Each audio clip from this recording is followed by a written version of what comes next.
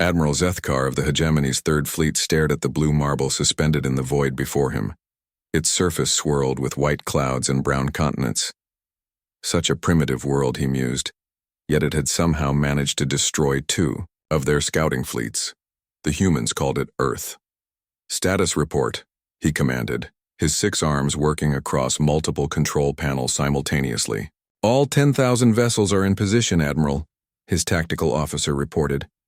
"The planet is completely surrounded. No ship larger than a grain of sand could escape our blockade."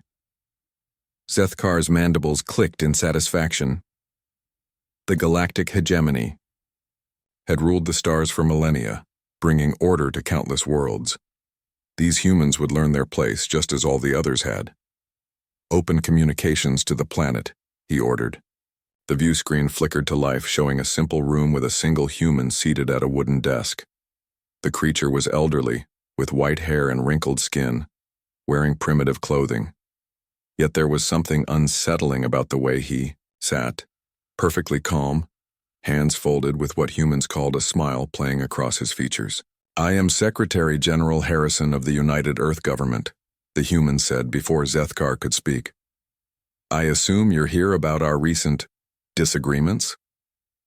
Zethkar leaned forward, his massive frame casting shadows across the bridge. "I am Admiral Zethkar of the Galactic Hegemony. Your species has committed acts of aggression against our forces.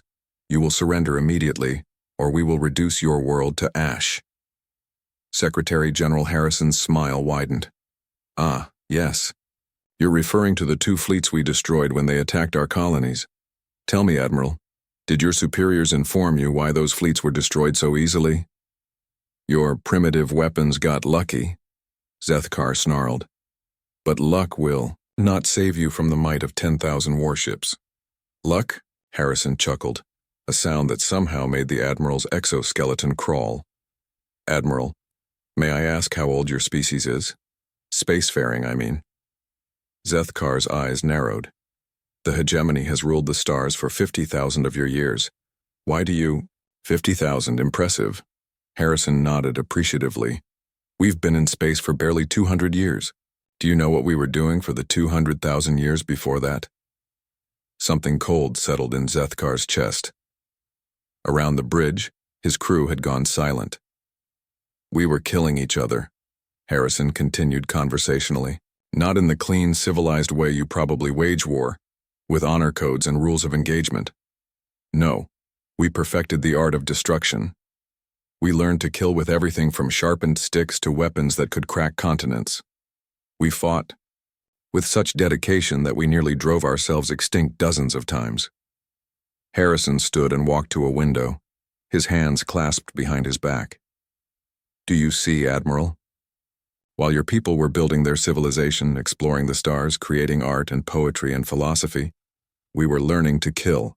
It's what we do best." "Enough!" Zethkar roared. "Your words mean nothing against our superior numbers." "Numbers?" Harrison turned back to the screen, and his smile had changed. It no longer seemed friendly. "Admiral, I'm curious. In your 50,000 years of spacefaring, have you ever encountered a species that achieved interstellar travel while simultaneously perfecting the art of warfare?" Zethkar remained silent. "The answer is no," Harrison said softly. "Because such species either destroy themselves, or they become something else entirely. Tell me, Admiral, what do you think we've been doing for the past 200 years? Do you think we've just been exploring and colonizing?" On his tactical display, Zethkar watched his sensor operator's readings with growing unease. "Sir," the officer whispered, "I'm detecting massive energy signatures throughout this system. They weren't there before." Harrison's smile returned to its original warmth. "We've been preparing, Admiral. You see, we learned something important during our violent history. The best defense is not a good defense. It's ensuring your enemy never wants to fight you again." "What are you saying?" Zethkar demanded, though ice was forming in his veins. "I'm saying, Admiral, that your fleet isn't surrounding Earth. Earth is surrounding your fleet." Harrison gestured casually. and the view screen split to show multiple angles of space around the hegemony fleet. What Zethkar saw defied comprehension. Massive structures were uncloaking throughout the system. Not ships, but installations the size of moons. Each one bristled with weapons that made his dreadnoughts look like toys. Worse, they were positioned, not around Earth, but around his fleet. Impossible, he breathed. Our sensors would have detected. Your sensors detect energy signatures and mass, Harrison interrupted. We've had 200 years to perfect stealth technology. Every asteroid in this system, every piece of space debris, every ice crystal, they've all been watching you since you arrived. More contacts appeared on Zethkar's screens.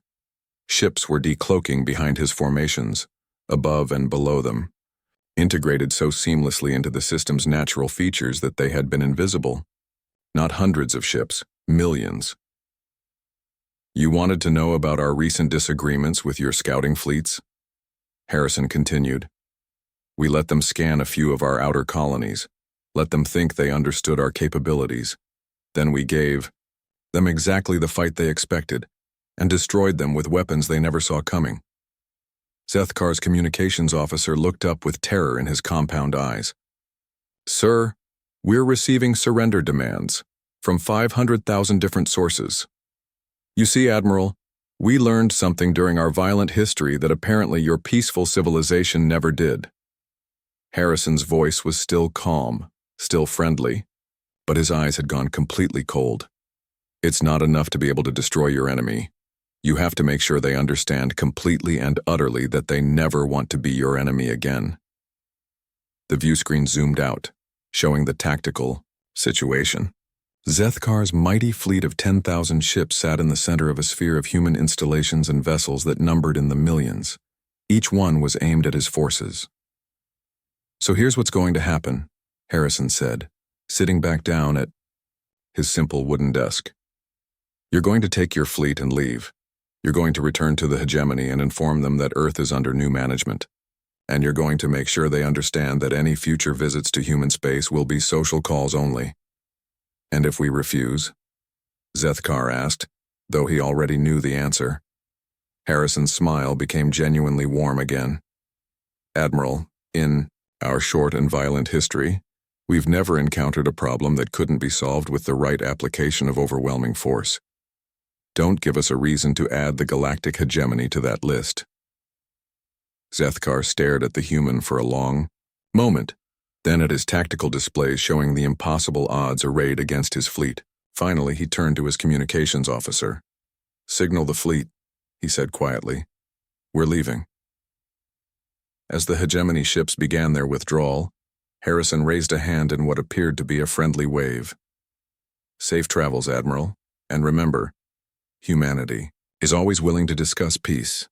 We're just much better at discussing war. The transmission ended, leaving Zethkar staring at his reflection in the dark screen. Around him, his bridge crew worked in stunned silence as they calculated jump coordinates for home. Behind them, Earth continued its lazy rotation, looking for all the world like a peaceful blue marble floating in space. But Zethkar would never again make the mistake of confusing humanity's smile for weakness. After all, as the humans had just demonstrated, the most dangerous predators were the ones that smiled while they surrounded you.